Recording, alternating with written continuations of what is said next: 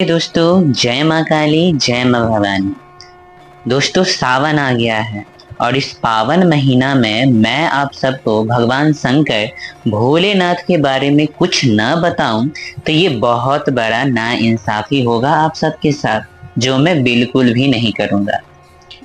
एक बात बताओ, आप सब सावन सुनते ही सबसे पहले किनको याद आप करते हैं?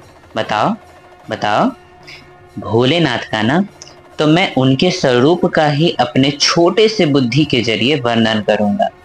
भगवान के हर स्वरूप और श्रृंगार का कुछ कुछ गहरा रहस्य या सीधे शब्दों में कहें तो सीख छुपा होता है, जिसे संत, ज्ञानी, वृद्ध या अन्य वर्ग के लोग अपने अपने हिसाब से समझते हैं।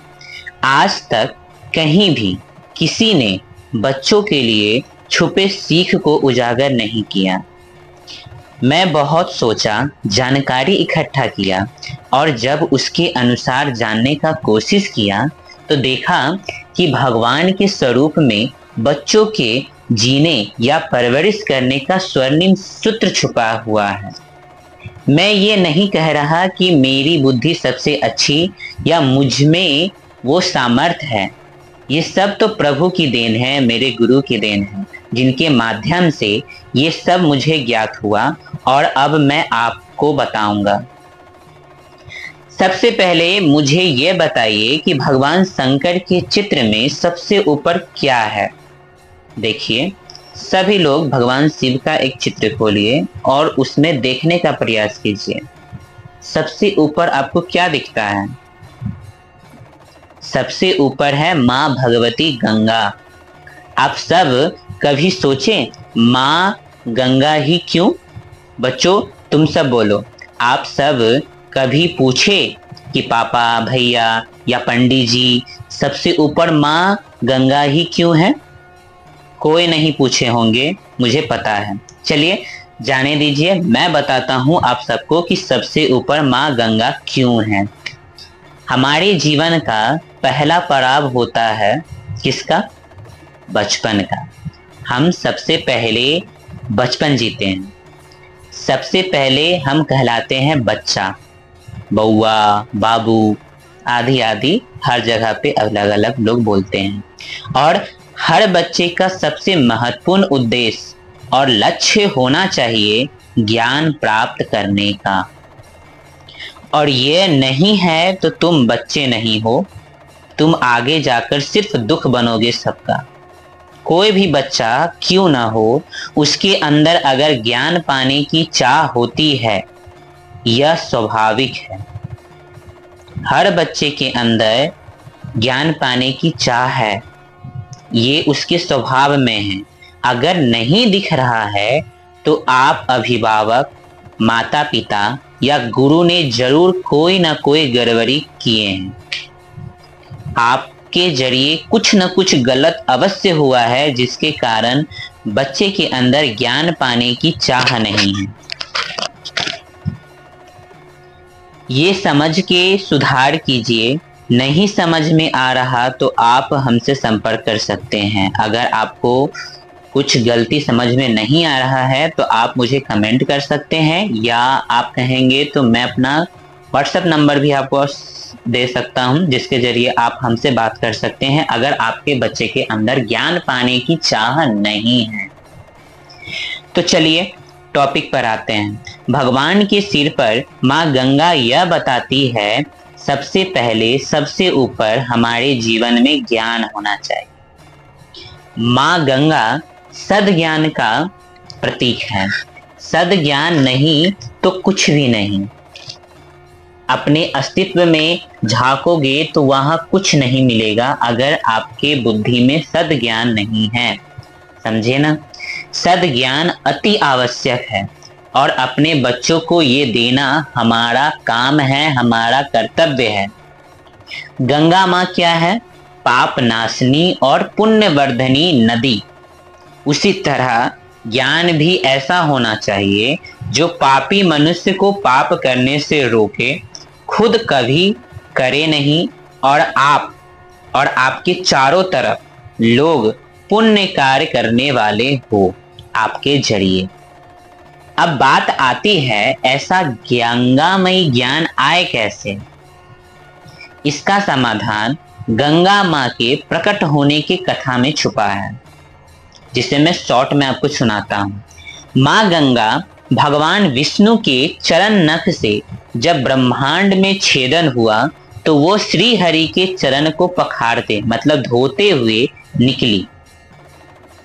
उसी समय ब्रह्मा जी ने उन्हें अपने कमंडलू में रख लिया। वहीं से भगीरथ जी के तपस्या से प्रसन्न होकर वह शिव जी के जटा में आई और फिर सारे संसार में बहने लगी। इस कहानी से पता चलता है कि सद ज्ञान का उद्गम पूज्य और श्रेष्ठ के चरणों में होता है। मतलब ज्ञान चाहिए तो सबसे पहले अपने पूज्य श्रेष्ठ गुरु माता पिता या अन्य लोगों के चरणों में आओ। मतलब उनके सामने झुके रहो, उनके सामने कभी उल्टा सीधा बात ना करो, उनकी आज्ञा पे चलो, उनकी बात को सुनो, उनके बात को मन लगाकर सुनो, समझो तो ज्ञान आएगा। फिर गंगा माँ निकलने पर ब्रह्मा जी ने उन्हें कमंडलू में रखा। वैसे उनसे जो ज्ञान तुमको मिला है वैसे ही उनसे, किनसे, जो तुम्हारे पूज्य हैं, माता हैं, पिता हैं, गुरु हैं, उनसे तुमको जो ज्ञान मिला है उसे इकट्ठा करो। मतलब बार बार जो तुमको सीखने के लिए मिलता है उसे कहीं लिख लिया करो और हफ्ता 2 हफ्ता उसको पढ़ते रहो। ऐसा करने से वो तुम्हारे दिमाग में बस जाएगा। जैसे शिव जी के जटा में गंगा माँ बस गई, उसके बाद जैसे जटा से माँ गंगा निकली, वैसे ही तुम्हारे दिमाग से भी शुद्ध पावन गंगा निकल बहेगी जो सबका कल्याण करेगी। समझे ना। इस सब में जो सबसे महत्वपूर्ण बात है, जो तुम लोग एक डायरी में लिख लो, अगर आप अभिभावक हैं तो आप भी लिख लीजिए, वह यह कि ज्ञान सर्वोपरि है और यह तब प्राप्त होगा जब आपका सिर अपने से पूज्य, अपने से श्रेष्ठ गुरु माता पिता के चरणों में झुकेगा। उम्मीद है कि अब आप सब समझ गए होंगे कि भगवान भोलेनाथ के सिर पर गंगा माँ क्यों है। ऐसे ही जटाजूट भगवान शिव के सिर पे जटा क्यों है, चंद्रमा क्यों है, त्रिनेत्र उनके क्यों हैं, वो त्रिपुंड क्यों लगाते हैं, भस्म लेपन क्यों करते हैं, सर्प क्यों धारण करते हैं, रुद्राक्ष क्यों धारण करते हैं, मुंडों की माला क्यों पहनते हैं, सबके पीछे कुछ न कुछ सीख छुपा है, जो मैं आपको आगे आने वाले वीडियो में बताऊंगा। आज के लिए ही इतना ही। सावन के इस पावन महीने में आप सबको मेरे तरफ से बहुत सारी बधाई हो और आप सब, उम्मीद है कि इस वीडियो में जो मैं आपको बताने का कोशिश किया हूं उसे समझने का प्रयास करेंगे। अगर एक बार में समझ में ना आए तो कृपया करके 2 बार देखें, 3 बार देखें। 2-3 बार देखने में आपको ये बात जरूर समझ में आ जाएगा। और आपके नज़र में जितने भी अभिभावक हैं, जिनके भी घर में बच्चे हैं, आप कृपया करके उन्हें उन बच्चों के लिए शेयर जरूर कीजिएगा।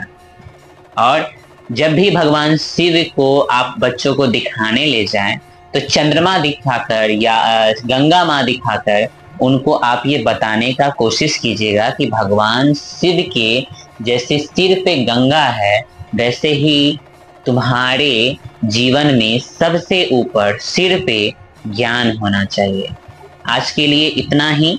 जय माँ काली, जय माँ भवानी।